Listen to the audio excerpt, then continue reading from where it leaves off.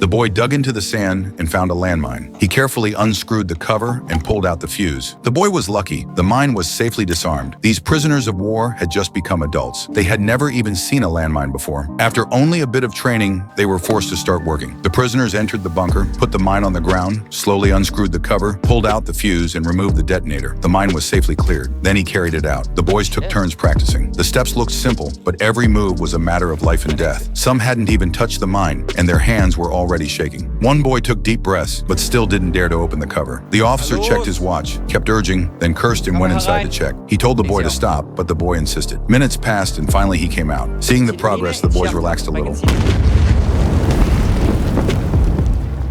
Even during training, a comrade was blown to pieces. Soon they were sent to the front line. There were 45,000 landmines here. The sergeant took out a map and numbered each zone. Every mine cleared had to be marked on the map to confirm the safe areas. The boys began clearing mines. They probed the ground with iron rods, crawling forward bit by bit.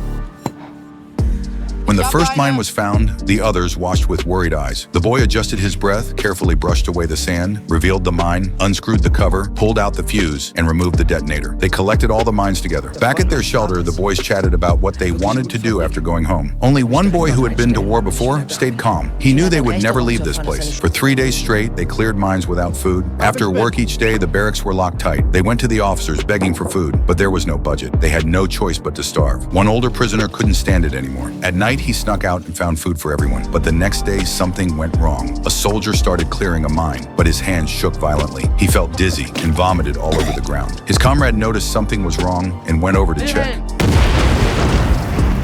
The boy's arm was blown off. Everyone froze.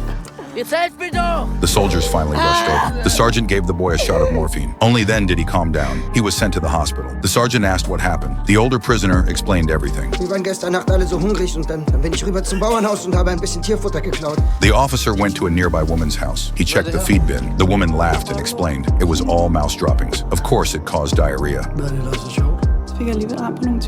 That was how most people treated German prisoners of war. The sergeant told them to drink seawater to induce vomiting. He went back to the camp and stole some food from the kitchen. Even though it was only dry bread and potato soup, for the boys it was precious. The soldier serving food gave all the potatoes to the others, keeping only one piece for himself. But he still ate happily. After that meal, they had to continue clearing mines.